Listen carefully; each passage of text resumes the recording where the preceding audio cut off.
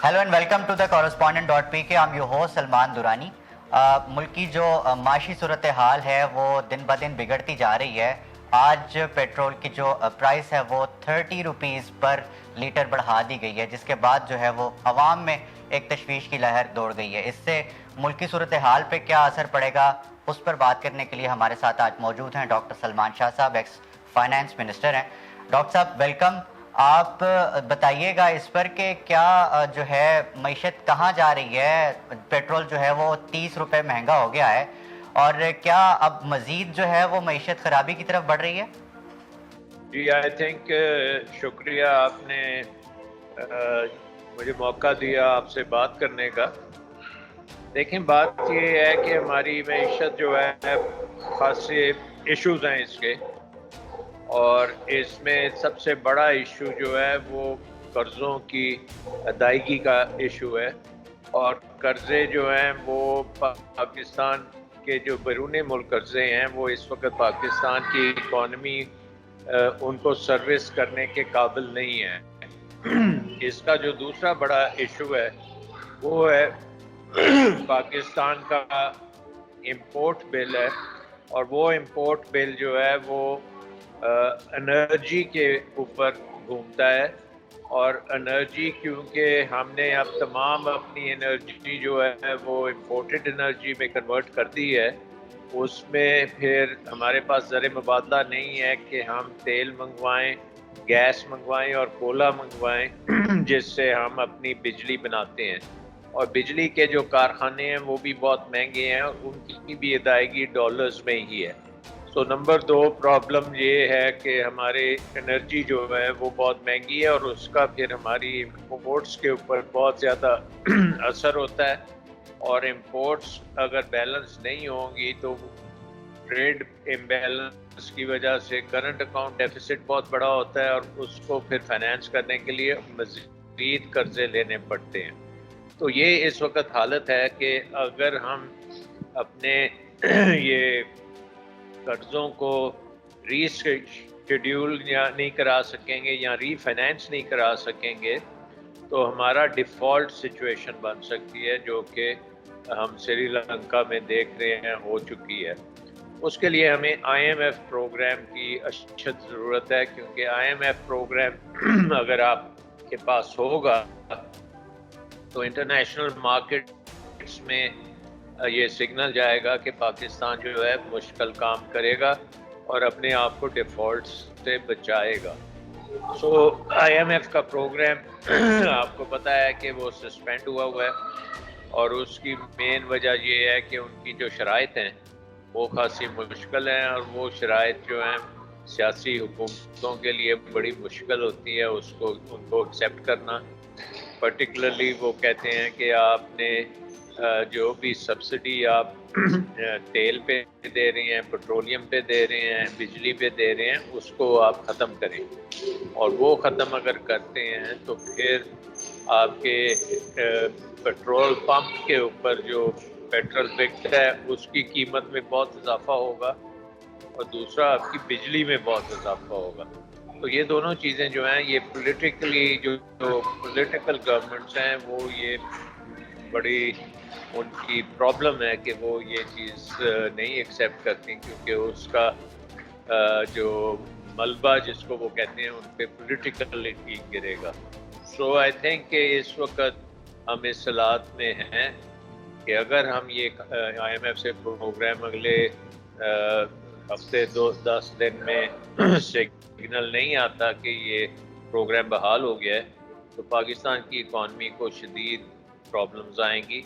Already हम देख रहे हैं कि इंटरनेशनल बैंक्स जो हैं वो आपकी LCs वगैरह नहीं ऑनर कर रहे, तो फिर ये बड़ा मुश्किल होगा कि आप तजारत भी रखें, इकॉनमी को भी चलाएं, कर्ज़ों को भी सर्विस करें तो ये फिर डिफ़ॉल्ट की तरफ हम निकल जाएंगे।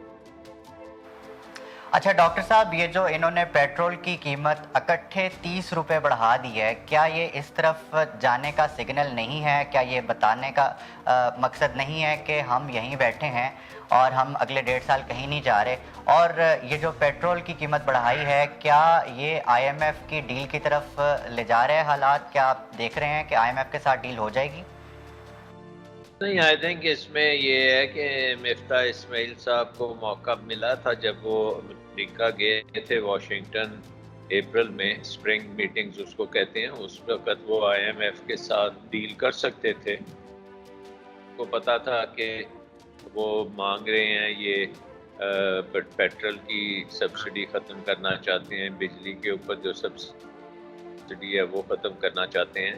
تو وہ انہوں نے مفتاح صاحب نے نہیں کیا تھا. اس کے بعد مفتاح صاحب کو موقع ملا دوحہ میں، دوحہ میں بھی وہ انہوں نے نہیں کیا. اب مسئلہ یہ ہے کہ یہ 30 روپے جو ہے اس میں بڑی تاخیر بھی ہوئی ہے اور یہ اماؤنٹ بھی چھوٹا ہے، کیونکہ جیسے مفتاح صاحب نے کہا کہ 56 روپے تو ابھی بھی شارٹ فال ہے ڈیزل کی قیمت میں. سو آئی تھنک کہ اس میں مشکل ڈیفینیٹلی ہے. یہ سگنل جو ہے مارکیٹس میں تھوڑا بہت تو آئے گا، لیکن اتنا اسٹرانگ نہیں ہے کہ یہ آئی ایم ایف مان جائے گی. سو آپ کو اور خاصا کچھ کرنا پڑے گا، اور وہ دیکھتے ہیں کہ یہ گورنمنٹ کر پائے گی یا نہیں کر پائے گی. اچھا ڈاکٹر صاحب، یہ کہنا کتنا درست ہوگا کہ یہ جو پالیسیز، یہ جو معیشت کا حال اس وقت ہم دیکھ رہے ہیں، یہ پچھلی حکومت کے جو معاہدے ہیں ان کی وجہ سے ہوا ہے؟ یہ کتنا درست ہوگا ایسے سمجھنا؟ نہیں، اس طرح سے تو آپ یہ کہہ سکتے ہیں کہ اب جب پروگرام شروع ہوا تھا تو اس وقت اسحاق ڈار صاحب کی وجہ سے وہ پرابلمز آئیں. اس کے بعد ہم نے دیکھا ہے کہ پینڈیمک بھی بہت آیا، اس نے بہت مصیبت ڈالی، پوری دنیا کی اکانومی کو مصیبت ڈالی. اور پاکستان میں تو بہت اچھی پرفارمنس تھی کہ ہم چند ان ممالک میں سے تھے جنہوں نے اس کو بہت اچھی طرح سے ہینڈل کیا. اور ہماری اکانومی بھی چل پڑی تھی. 6% گروتھ کوئی چھوٹی موٹی گروتھ تو نہیں ہے. اس کے ساتھ ساتھ آپ یہ بھی دیکھیں کہ آپ کی ایکسپورٹس جو تھیں وہ بھی آل ٹائم ہائی پہ ہیں، آپ کی ریمیٹنسز بھی بہت اچھی ہیں. تو یہ تو ممکن ہے کہ اگر شوکت طرین صاحب واشنگٹن جاتے، جو ان کا پلان تھا جانے کو، تو وہ ووٹ آف نو کانفیڈنس کی وجہ سے حکومت ہی بدل گئی تو وہ تو نہ جا سکے، تو مفتاح اسماعیل صاحب گئے. تو اس وقت ایشو تو یہ ہے کہ مفتاح اسماعیل صاحب ہوتے یا شوکت طرین صاحب ہوتے، ان کا کام ہے کہ وہ آئی ایم ایف پروگرام کو آن ٹریک لانا ہے. تو اگر وہ آن ٹریک نہیں آئے گا تو اس کا مطلب ہے کہ جو بھی فائنانس منسٹر اس وقت ہے اس کا یہ قصور ہے، کیونکہ یہ تو ساری دنیا کو پتہ ہے کہ انٹرنیشنل پرائسز بہت اوپر چلی گئی ہیں تیل کی. ساری دنیا کو پتہ ہے کہ قیمتیں جو ہیں گندم کی اور خوردنی تیل کی وہ آسمان پہ چڑھی ہوئی ہیں. تو یہ کہنا کہ یہ کسی پرانے وقت کی بات ہے اس کی وجہ سے ہے، وہ صحیح نہیں ہے. یہ تو کرنٹ ہے، بالکل کرنٹ ہے، اور یہ روزانہ کی بیسس پہ چینج ہوتا ہے. اگر یہ کل کو یوکرین کی جنگ ختم ہو جاتی ہے اور تیل کی قیمت گر جاتی ہے اور اس کی ساتھ ساتھ خوردنی تیل کی قیمت نیچے آ جاتی ہے تو یہ مسئلہ حل ہو جاتا ہے. سو یہ مسئلہ ایک ایسا مسئلہ ہے کہ یہ امیجیٹ مسئلہ ہے. اس کے بعد کی جو باتیں جو میں نے شروع میں کی کہ جو پاکستان کا ڈیٹ کرائسس ہے اور جو پاکستان کا انرجی کرائسس جو ہے اور پاکستان کے پھر ٹیکس کا کرائسس ہے، یہ ذرا لمبی مدت کی چیزیں ہیں اور اس کے اوپر تو آپ ڈسکس کر سکتے ہیں کہ ان کے کیا وجوہات ہیں اور ان کے کیا سلوشنز ہیں. سو بٹ امیڈیٹ جو ہے وہ فائنانس منسٹر پہ اس کا سارا دار و مدار ہے، اور جو حکومت کرنٹلی اس وقت ہے نیگوشیٹ جو کر رہی ہے اس پہ ہے. سو ان کو ڈیلے کرنا، اب ان کے پاس یہ آپشن نہیں ہے کہ وہ ڈیلے کریں. اگر ڈیلے کریں گے تو پاکستان کو بہت زیادہ نقصان ہوگا. اچھا، پہلے تو ڈاکٹر صاحب کیا آپ کو لگتا ہے کہ جو موجودہ حکومت ہے کیا یہ اس کرائسس سے باہر نکل پائے گی؟ پہلی بات. دوسری بات، اگر نہیں نکل پاتی اور ہمیں ایک انٹرم سیٹ اپ کی ضرورت پڑتی ہے تو اکنامکلی انٹرم گورنمنٹ کو کتنے عرصے میں جو ہے وہ اکنامک اسٹیبلٹی کے لیے ضروری ہے، کتنا وقت چاہیے ہوگا ان کو؟ یہ ساری باتیں جو ہے وہ بڑی ضروری ہیں اس وقت. عوامی سطح پر یہ سوال اٹھ رہے ہیں کہ اگر تو انٹرم سیٹ اپ آتا ہے تو اس کو کتنا ٹائم لگے گا ایک اکانومی کو جو ہے وہ اسٹیبل کرنے کے لیے؟ آئی تھنک اس میں تو یہ ہے کہ ایک پیراڈاکسکلی آپ یہ کہہ سکتے ہیں کہ انٹرم گورنمنٹ جو ہے کیونکہ اس کو سیاسی اس کا مقصد نہیں ہے تو اس کے لیے بڑا آسان ہے کہ یہ آئی ایم ایف کی شرائط پوری کرے اور آئی ایم ایف پروگرام کو بحال کرے. تو اس وقت تو اگر انٹرم گورنمنٹ ہو تو وہ بڑی جلدی کام کر سکتی ہے کیونکہ باقی حکومتوں نے تو سوچنا ہے کہ اگر ہم نے یہ کیا تو پھر ہم جب الیکشن میں جائیں گے تو کیا ہوگا ہمارے ساتھ. سو آئی تھنک کہ انٹرم گورنمنٹ کو امپاور ہونا چاہیے کہ وہ جلدی سے آئی ایم ایف پروگرام کی شرائط پہ مان جائے, وہ پروگرام سائن کریں اور تمام پولیٹیکل پارٹیز اس کو سپورٹ دیں.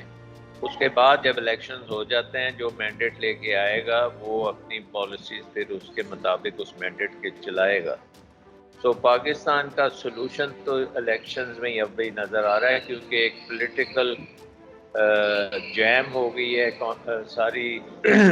سارا ملک جیم ہوا ہے. آپ کی پروونسز میں مسئلے ہیں, آپ کی فیڈرل گورنمنٹ میں مسئلے ہیں, کورٹس میں پھنسے ہوئے ہیں.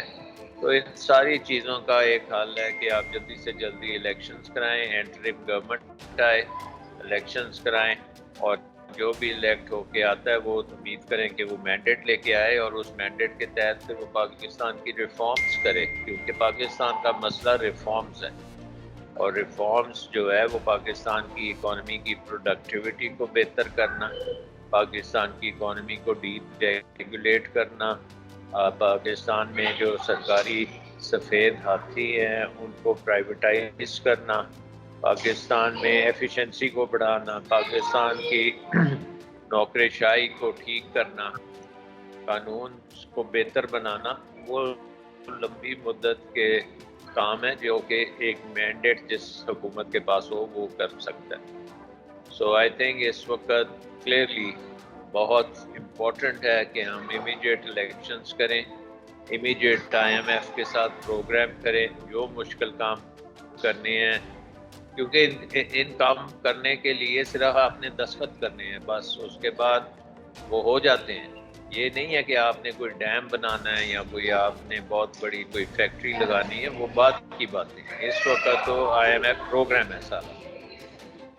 سو آئی تھنک کہ انٹرم گورنمنٹ بڑا اچھا سولوشن ہو سکتا ہے پرووائڈیڈ اس کو سب دیں, ایک آتھرائزیشن ہونی چاہیے قوم کی طرف سے کہ وہ کر سکتے ہیں یہ سارا.